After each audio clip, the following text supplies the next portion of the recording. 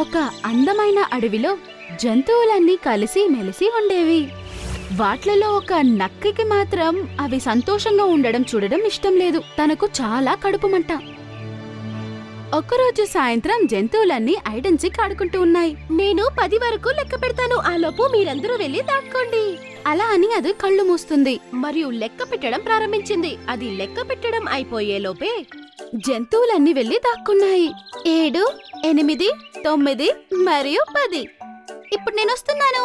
టీను తన కళ్ళు తెరుస్తుంది మరియు ఆ వైపు ఈ వైపు చూస్తుంది. తనకి ఎవ్వరూ కనపడలేదు. మరియు కొంచెం దూరంలో ఒక చెట్టు కదులుతూ ఉండడం దానికి కనిపించింది. సైలెంట్ గా ఎగిరి అది అక్కడికి వెళ్ళింది. అప్పుడు దానికి ఏనుగు కనపడింది. డబ్బా అలానే అంటుంది. మరియు ఏనుగు షాక్ అయింది మరియు నవ్వుతూ ఇలా అనింది, ప్రతిసారి అందరికంటే ముందు నేనే దొరికిపోతా. భగవంతుడు నన్ను ఇంత పెద్దగా ఎందుకు చేశాడో తెలియదు. ఇలాగే టీను అక్కడ ఇక్కడ వెతుకుతూ ఉంటుంది. అప్పుడు ఒక చెట్టు వెనకాల దానికి జింక యొక్క కొమ్ములు కనబడ్డాయి. అది ఆ చెట్టు దగ్గరికి ఎగురుకుంటూ వెళ్లి జింకని కూడా పట్టుకుంది. డబ్బా, అరే నీకు నేను ఎలా కనిపించా? నీ కొమ్ముల కారణంగా. ఇప్పుడు మిగిలినది ఒక్కటే, మోంటు కోతి. అలా అని అది మోంటు కోతిని వెతుక్కుంటూ వెళ్ళింది. మోంటు కోతి ఒక పెద్ద చెట్టు మీద ఎక్కి కూర్చుంది. నన్ను వెతికి పట్టుకోవడం సంగతి చుట్టీనో, అసలు నేను నీకు కనిపించను. అలా అనుకుని ఇంకా కొంచెం పైకి ఎక్కుదామని అది అనుకుంటుంది. అది ఆ పెద్ద చెట్టు మీద ఇంకా పైకి ఎక్కి వెళ్లి కూర్చుంది. టీను ఇంకా కోతి కోసం వెతుకుతూ ఉంది.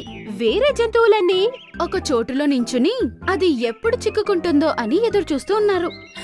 చూస్తుంటే ఈ రోజు ఈ ఆట అసలు ఎప్పటికీ అయిపోయేలా లేదు. అలా అనుకుంటూ మోంటు కోతి సంతోషిస్తుంది. తెలియకుండా తన కాలు అక్కడి నుంచి పాపం స్లిప్ అవుతుంది. అందువల్ల అది అక్కడి నుంచి కిందకి పడిపోయింది. అది పడుతున్నప్పుడు వేరే కొమ్మును పట్టుకోవడానికి ఎంతో ట్రై చేసింది. కానీ అది చాలా హైట్ లో నుంచి పడిపోతున్నందువల్ల అది పట్టుకోలేకపోయింది. మరియు అది భూమి మీద ధమాలని పడింది. డబ్బా అలా అంటూ టీను తన దగ్గరికి వెళ్ళింది. మరియు వేరే జంతువులన్నీ గట్టిగా నవ్వడం ప్రారంభించాయి. ఏంటి మోంటు, చెట్టుపై దాక్కుని చాలా మజా వచ్చిందా? మోంటు కష్టపడుతుండడం చూసి వాళ్ళు నవ్వడం ఆపేశారు. ఇంకా తనని ఇలా అడిగారు, అయ్యో ఏమైంది మోంటు, నీకు బాగా తగిలిందా? మోంటు నొప్పితో విలవెల్లాడుతూ ఉంటుంది. చాలాసేపు అయ్యాక ఇలా అంటుంది, నాకు ఒక చెయ్యి ఇంకా ఈ కాల్లో చాలా నొప్పిగా ఉంది. ఆ నొప్పి అస్సలు తగ్గట్లేదు. మంచిదైంది, పిల్లల్లాగా ఐడ్ అండ్ సీక్ ఆడతారా మీరు? తన మాటలు విని అందరికీ కోపం వచ్చింది. కానీ అది షేర్ ఖాన్ కి మంచి ఫ్రెండ్ కాబట్టి తనని వాళ్ళు ఏమీ అనలేకపోయారు.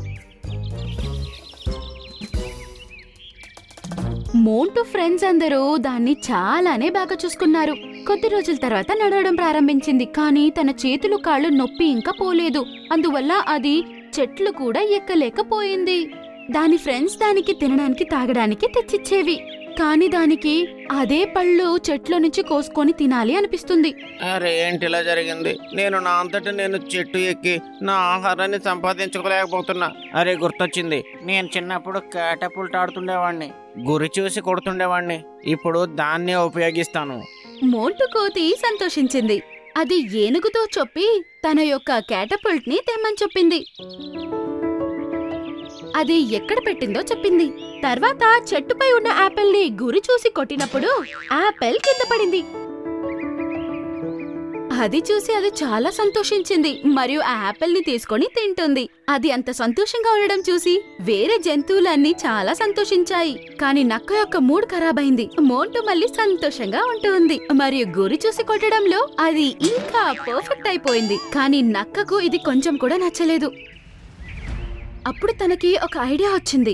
అది ఒక చెట్టుకు వెళ్లి గుద్దుకుంటుంది. తన కళ్ళని గాయం చేసుకుంటుంది మరియు షేర్ ఖాన్ ఉంటున్న గుహకి అది వెళ్తుంది.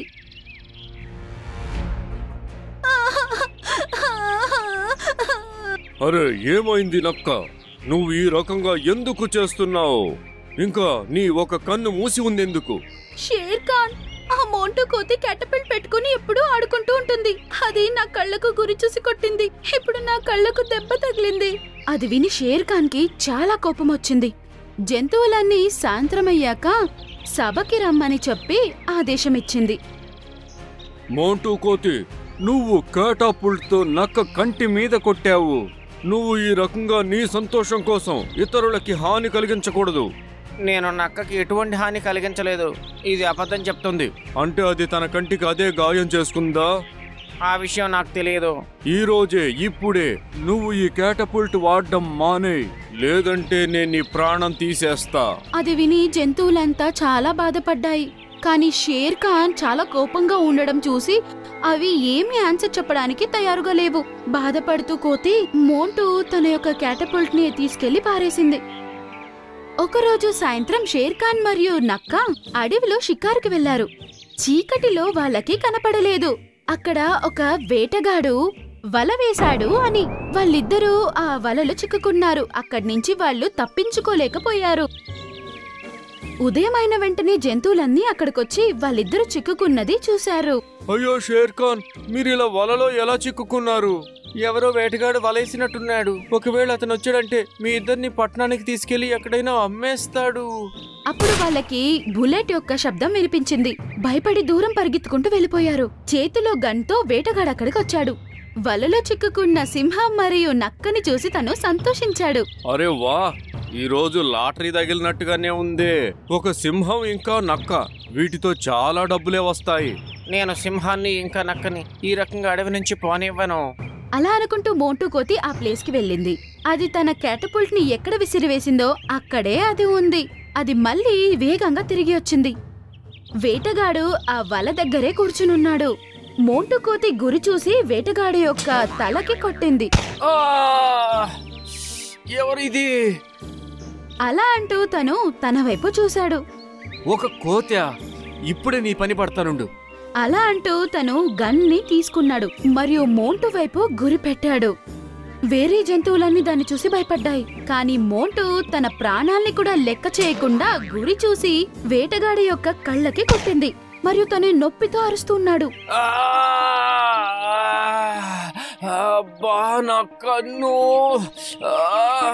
తన చేతిలో నుంచి గన్ కింద పడిపోయింది. కళ్ళు మీద చెయ్యి పెట్టుకుని తను కళ్ళు కడుక్కోవడానికి నీళ్ల వైపు పరిగెత్తుకుంటూ వెళ్ళాడు. మరియు పక్షులన్నీ మోంటూ కోతికి క్లాప్స్ కొట్టారు. మరియు ఏనుగ తన పళ్ళ యొక్క సహాయంతో వలను పీకి సింహం మరియు నక్కని కాపాడింది. క్షమించండి సింహం రాజా, నేను కేవలం మీ ఇద్దరిని కాపాడడానికే ఈ క్యాటపుల్ట్ ఉపయోగించాను. నేను ఈ రోజు నుంచి ఎప్పుడూ దీన్ని ఉపయోగించను. నక్క తన చేసిన తప్పు గురించి పశ్చాత్తాపం పడింది. నన్ను క్షమించు మోంటూ, నేను నీకు అన్యాయం చేశాను, కానీ నువ్వు నా ప్రాణాలు కాపాడావు. అలా అంటూ షేర్ ఖాన్ తో ఇలా అనింది. షేర్ ఖాన్, మోంటూకి చాలా బాగా గురి చూసి కొట్టడం వచ్చు. తను నాకు ఏం అన్యాయం చేయలేదు. నేను అబద్ధం చెప్పాను. ఏం చెప్పావు నువ్వు? నీకు సిగ్గు రావాలి. మోంటూ, నీకు ఇది ఉపయోగిస్తే మంచిదంటే నువ్వు దీన్ని ఉపయోగించొచ్చు. ఇకపై నేను దీన్ని అడ్డుకోను. అది విని మోంటూ మరియు వేరే జంతువులన్నీ చాలా సంతోషించాయి. అప్పటి నుంచి జంతువులన్నీ చాలా ప్రేమగా జీవిస్తున్నాయి. మరియు మోంటూ కోతి నిత్యం క్యాటపుల్ట్ ని మెడలో వేసుకుని తిరుగుతూ ఉంది. తనకి ఇష్టమైనప్పుడంతా క్యాటపుల్ట్ ని అది యూజ్ చేసేది. మరియు వేరే జంతువులకంతా అది ఇలాగే సహాయం చేస్తూ ఉండేది.